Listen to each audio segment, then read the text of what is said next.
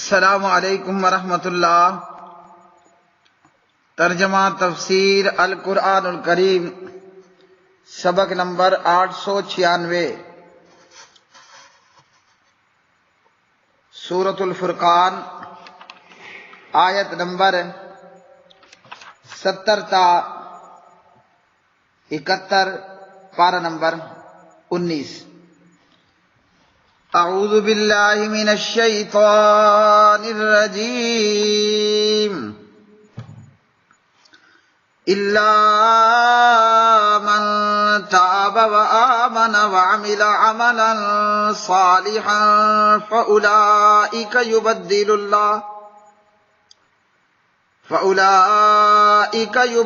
اللہ سیئاتہم حسنات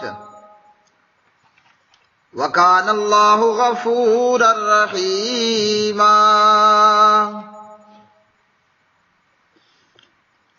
وَمَن تَابَ وَعَمِلَ صَالِحًا فَإِنَّهُ يَتُوبُ إِلَى اللَّهِ مَتَابًا۔ مگر جس نے توبہ کی اور ایمان لے آیا اور عمل کیا کچھ نیک عمل، تو یہ لوگ ہیں جن کی برائیاں اللہ نیکیوں میں بدل دے گا، اور اللہ ہمیشہ بے حد بخشنے والا نہایت رحم والا ہے۔ اور جو توبہ کرے اور نیک عمل کرے تو یقیناً وہ اللہ کی طرف رجوع کرتا ہے، سچا رجوع کرنا۔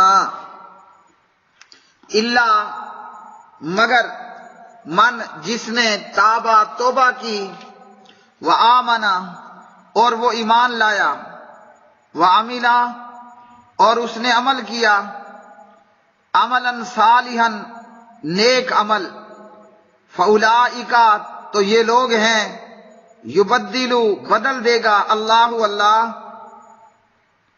سیئاتہم ان کی برائیوں کو، حسنات اچھائیوں سے، وکانا اور ہے اللہ غفوراً بہت بخشنے والا، رحیماً نہایت رحم کرنے والا۔ ومن اور جو کوئی تابا توبہ کرے، وعمل صالحا اور نیک عمل کرے، فإنہ تو بلا شبہ وہ، یتوب رجوع کرتا ہے، اللہ اللہ کی طرف، متابا رجوع کرنا۔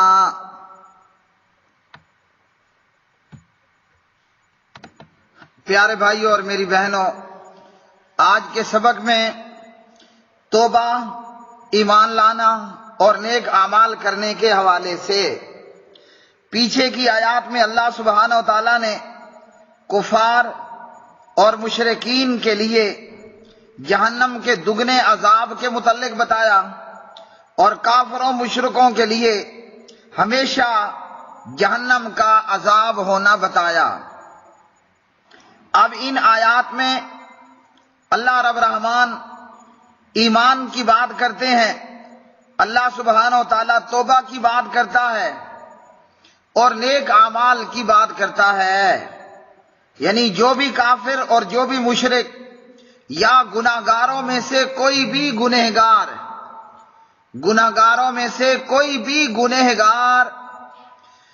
وہ توبہ کر لے اور نیک اعمال کرنا شروع کر دے تو اللہ سبحانہ و تعالی پھر اس کے گناہوں کو بخشش عطا فرما دیتا ہے، اور ان کی جگہ اللہ تعالی نیکیاں عطا کر دیتا ہے۔ اگر توبہ کرنے والا ہے کافر اور مشرک تو توبہ کے لیے ضروری ہے کہ وہ ایمان بھی لائے۔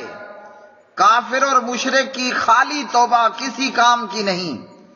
توبہ تب قبول ہوگی کافر اور مشرک کی کہ جب وہ اشہد اللہ الہ الا اللہ واشہد ان محمدً عبدہ ورسولہ پڑھ کر ایمان لے آئے گا، اسلام لے آئے گا، پھر وہ توبہ کرے گا تو توبہ اس کی اللہ سبحانہ و تعالیٰ نے قبول کرنی ہے۔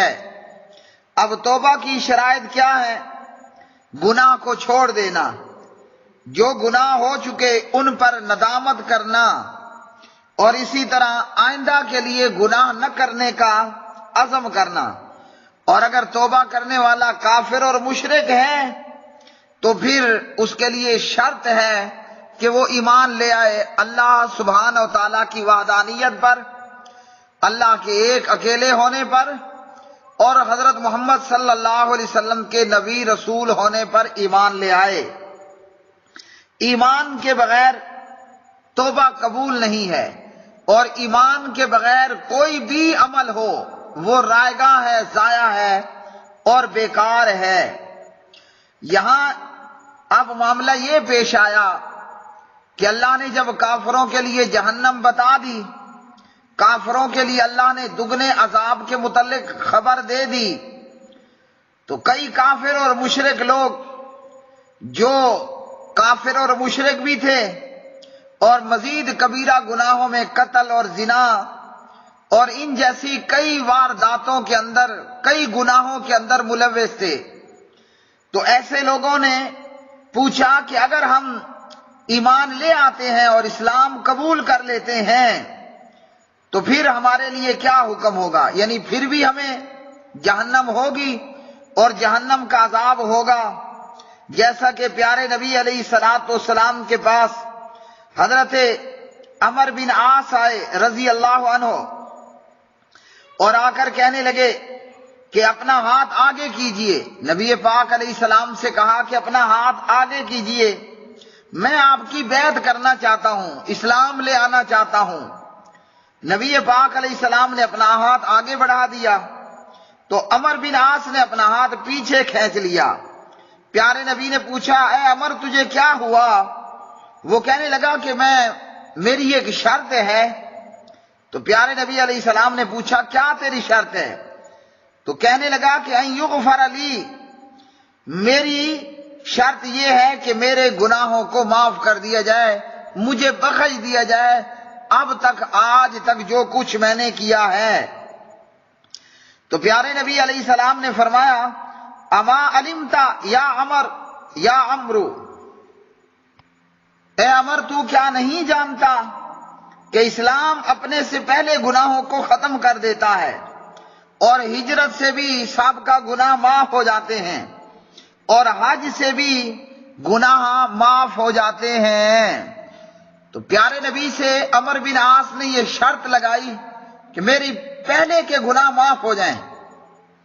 تو اللہ کے پاک نبی علیہ الصلوۃ والسلام نے عمر بن عاص کو خبر دی کہ جب تو کلمہ پڑھ لے گا، اسلام لے آئے گا، پچھلے سارے گناہ وہ معاف کر دیے جائیں گے۔ صحیح مسلم کتاب الایمان حدیث نمبر 121۔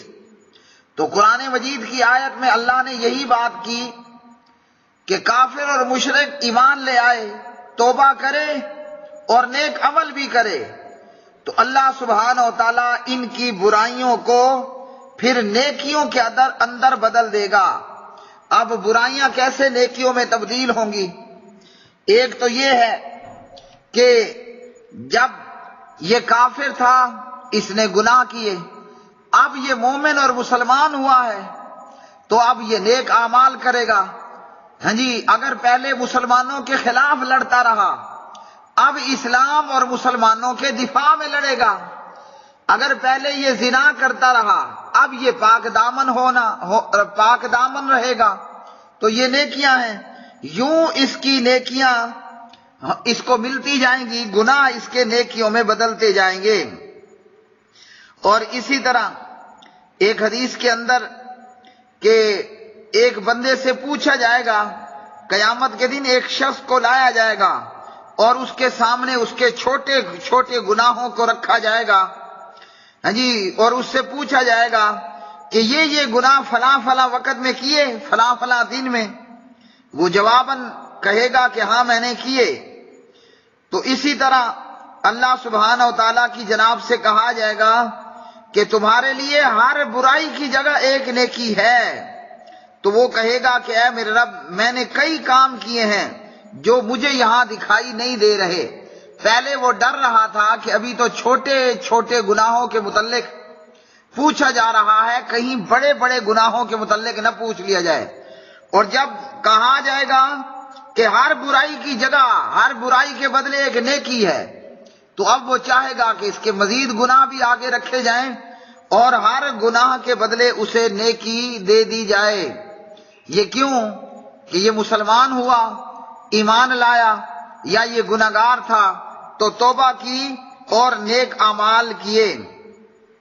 ابو ذر کہتے ہیں کہ جب نبی علیہ السلام نے یہ بیان کیا تو پیارے نبی علیہ السلام نے تبسم فرمایا، آپ ہنسے اور مسکرائے یہاں تک کہ آپ کی داڑھیں جو ہیں وہ ظاہر ہو گئیں۔ اب گناہ نیکیوں میں کیسے بدلیں گے؟ جو اللہ نے بتا دیا ہم اس پر ایمان لاتے ہیں۔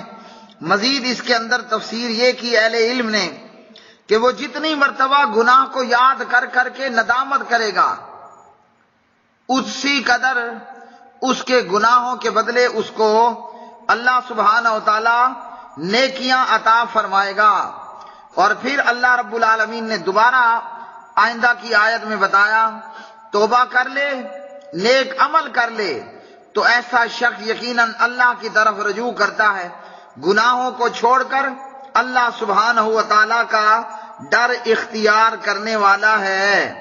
تو گنہگار جتنا بڑا ہی گنہگار کیوں نہ ہو، جی گنہگار کتنا ہی بڑا گنہگار کیوں نہ ہو، جب توبہ کر لیتا ہے تو اللہ توبہ قبول بھی کرتا ہے، اور توبہ اور ایمان لانے اور نیک اعمال کرنے کے بدلے اللہ سبحانہ و تعالی اس کے گناہوں کو نیکیوں میں بدل ڈالتا ہے۔ اللہ رب رحمان ہمیں گناہ سے بچائے، اور گناہ ہو جانے پر وقت اللہ رب العالمین توبہ کرنے اور اس پر نیک اعمال کرنے کی توفیق عطا فرمائے۔ وآخر دعوانا ان الحمد للہ رب العالمین۔